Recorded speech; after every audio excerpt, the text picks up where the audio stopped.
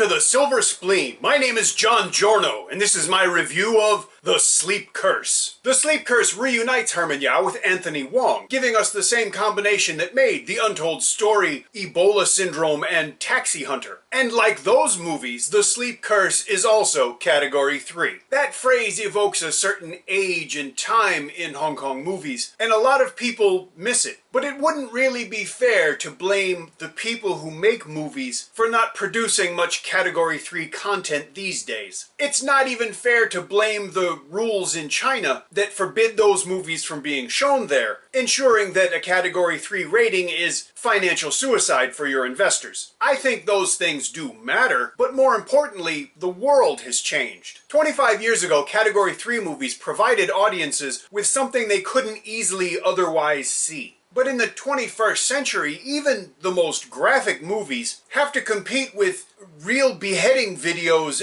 and an entire universe of pornography, all available to you literally in the palm of your hand. Okay, your other hand, but you see my point. Oh, wait, no, you can't.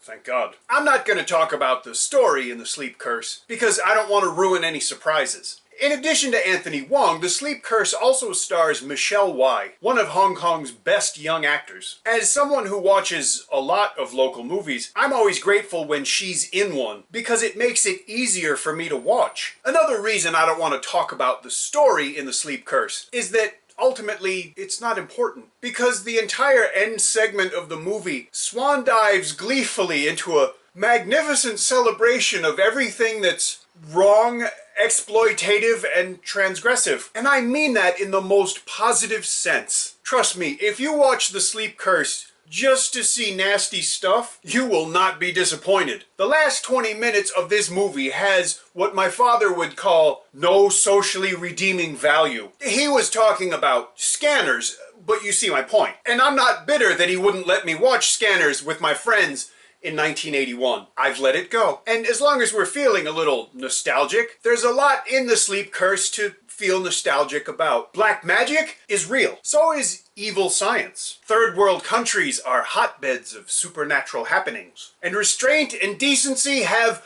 no place in movies. I didn't see The Sleep Curse at its premiere at the Hong Kong International Film Festival. The preview screening that I just saw was Category 3, but apparently some things had been cut down from the version that was shown at the premiere. I'm interested to know what was removed, because the version I saw was still Category 3.6. The Sleep Curse's gleeful disregard for decency was a sight to behold. It's frequently shocking in its excess. The gore doesn't really contribute much to the story, but it's not supposed to. Its presence is its contribution, and it is a very welcome presence. Maybe it makes me a bad person, but I really love the way that the end of the movie just wallowed in blood, entrails, and filth. Anthony Wong is as entertaining as he's ever been, even if he's not always convincing. In his defense, he's got a lot of ground to cover. You'll have to watch the movie to see exactly what I mean. And what he may occasionally miss in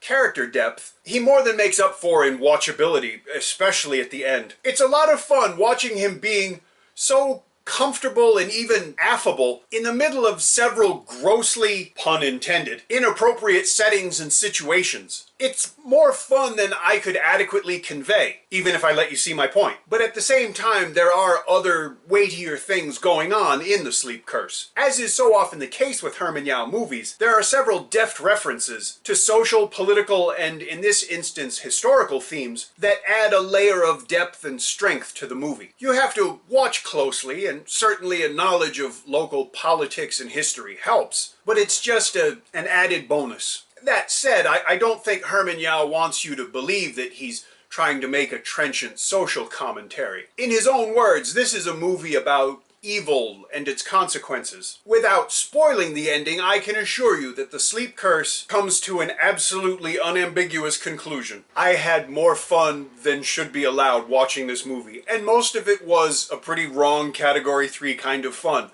But what I appreciate about The Sleep Curse is that's really all it's trying to do. Yes, there's certainly ideas in there that you should think about and be aware of and that you can carry away from the film, but a lot of it is just a real exercise in visual excess and a lot of fake blood, and I enjoyed it completely. I think you would too, and that's why I would definitely recommend you watch this on the biggest screen you can.